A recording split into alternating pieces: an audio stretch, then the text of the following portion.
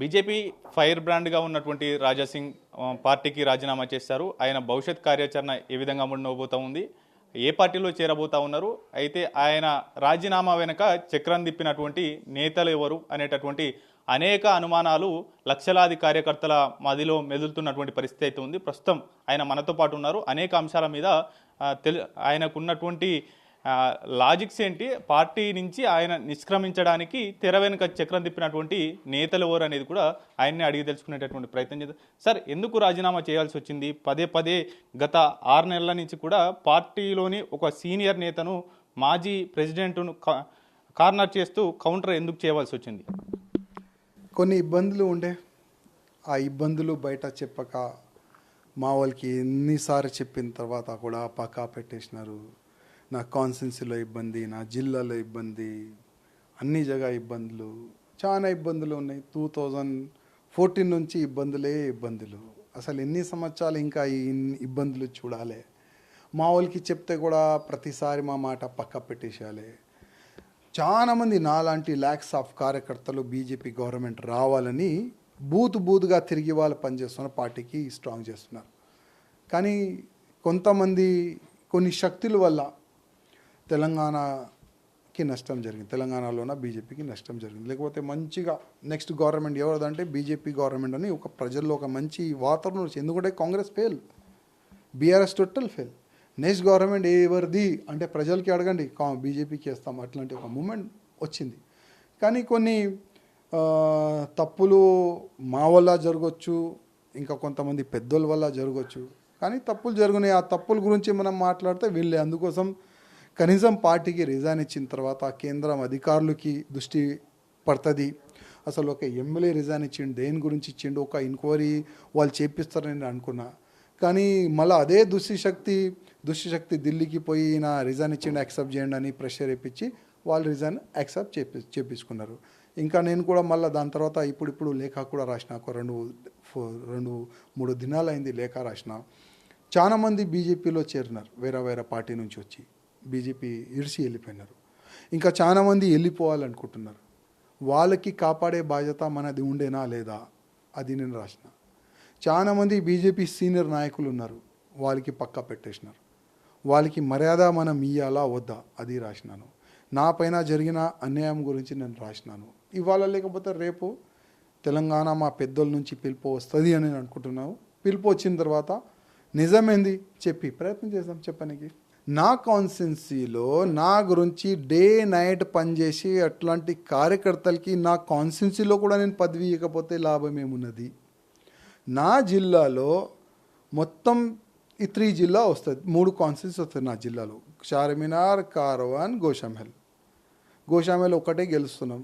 మిగతా 2 కాన్స్టిట్యున్సీ ఎట్లా అంటే 65% ముస్లిమ్స్ గెలవలేము, ఇది ఒకటే గెలుస్తున్నాము. కానీ కొంతమంది దుష్ట శక్తులు రాయాసింగ్ అగ్నిష్ ఎవరున్నారు దోలాడి మరీ వాళ్ళకి పోస్ట్ ఇస్తారు.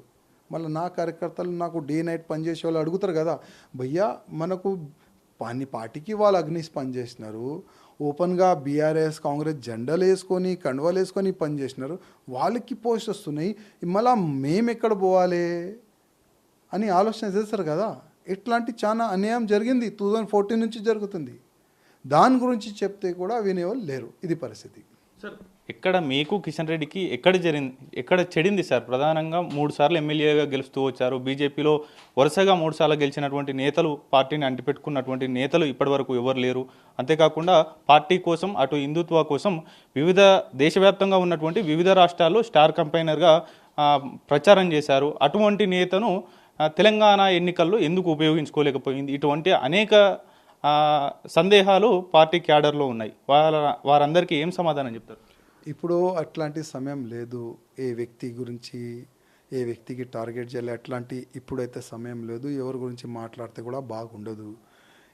నేను ఎక్కడెక్కడ తప్పులు జరిగినాయి ఇప్పుడు డైరెక్ట్ కేంద్ర మా పెద్ద నాయకులకే చెప్పాలి అనుకుంటున్నాను.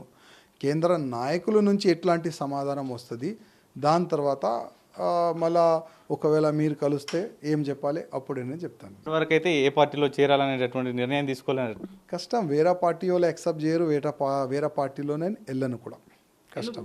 ఎందుకు సార్ ఇటువంటిది జరుగుతూ ఉంది పార్టీలో ఇంటర్నల్గా జరుగుతున్న అధిష్టానం ఎందుకు మొదటి నుంచి చూసి చూడనట్టు వదిలేస్తూ ఉంది, రాష్ట్ర నేతలను పిలిచి కూర్చోబెట్టి ఎక్కడ సమస్యలు ఉన్నాయని సాల్వ్ చేయలేకపోతా ఉంది ఎందుకు? చాలా ప్రాబ్లమ్స్ ఉన్నాయి. మీరు నాకు అడుగుతున్నారు, ఇంకా వేరే ఎమ్మెల్యేకి అడగండి, వేరే ఎంపీకి అడగండి. అందరు ఆన్ కెమెరా అయితే చెప్పరు, కానీ వితౌట్ కెమెరా మీరు వెళ్తే అసలు నిజమేంది బయటికి వస్తుంది. సార్ మీరు నామినేషన్ దాఖలు చేసేందుకు వెళ్ళినప్పుడు అసలు ఏం జరిగింది? కేవలం మీకు ముగ్గురు మాత్రమే మద్దతుదారులు ఉన్నారు. నామినేషన్ వేయాలంటే 10 మందికి పైగా మద్దతుదారులు ఉండాల్సిన అవసరం ఉంది. అందుకే ఆయనకు మద్దతుదారులు లేరు కాబట్టి ఆ ఆరోపణలు పార్టీ మీద చేస్తూ ఉన్నారనేది పార్టీ అదే రోజు మీరు రాజీనామా చేసిన రోజే పార్టీ అలిగేషన్ చేసింది. 12 మంది నా ఎంబడి ఉండే ఆ రోజు సంతకం చేయనికి. ఫామ్ ఇయనికి లేట్ చేసినారు. 45 మినిట్ లోపల కూర్చున్నా. ఫామ్ ఇక్కడ అడిగిన ఎండ లక్ష్మీనారాయణ గారు ఉండే, తెప్పిస్తున్నాం 4 o'clock లాస్ట్ సమయం ఉండే. నాకు 3:30కి ఇట్లా ఫామ్ ఇచ్చినారు. ఫామ్ తీసుకొని బయటికి వచ్చిన తర్వాత ఆ 12 మందిలో మిగతా మందిని వాళ్ళు పైన మీటింగ్లో లాక్ చేసినారు. మళ్ళీ వాళ్ళకి చెప్పిన రాయసింగ్కి సపోర్ట్ చేస్తే మళ్ళీ మీకు ఇబ్బంది అని ఇట్లా బెదిరిస్తారు కూడా. చాలా జరిగింది ఆ సమయంలో. మళ్ళీ ఎందుకు ఆ ఇష్యూస్ మళ్ళీ లేకపోతే మళ్ళీ అది వేరే రకంగా వెళ్తుంది. అయిపోయింది. ఇప్పుడు నెక్స్ట్ గురించి మనం ఆలోచన చేస్తే చాలా బాగుంటుంది. అనుకుని నేను ముందుకు వెళ్తాను. Thank you so much sir. ఇది ఓవరాల్గా ఇప్పటివరకు అయితే రాజీనామాకు సంబంధించి ఎటువంటి ఆలోచన చేయడం లేదు. కేంద్రానికి అధిష్టానానికి ఇప్పటికే లేఖ రాయడం జరిగింది. పూర్తి స్థాయిలో అందుకు సంబంధించి అధిష్టానం నుంచి పిలుపు వచ్చిన మరుక్షణమే నేను ఢిల్లీ పెద్దలను కలుస్తాను. ఆ తర్వాత తన మనసులో ఉన్నటువంటి అభిప్రాయాలను అన్నిటినీ కూడా వెల్లబుచ్చుతాను. రాష్ట్రంలో అంతర్గతంగా బీజేపీలో జరుగుతున్నటువంటి సమస్యలను, అదేవిధంగా అంతర్గతంగా ఉన్నటువంటి అనేక అంశాలను కూడా అధిష్టాన పెద్దలకు తెలియజేస్తాననేది కూడా చెప్తున్నటువంటి మాట. ఎట్టి పరిస్థితుల్లో గోషామహల్లో బై ఎలక్షన్ రాబోదు అనేటటువంటి కామెంట్స్ రాజాసింగ్ చేస్తున్నటువంటి పరిస్థితి అయితే ఉంది. కెమెరా పర్సన్ శ్రవంత్తో రాజు న్యూస్, హైదరాబాద్.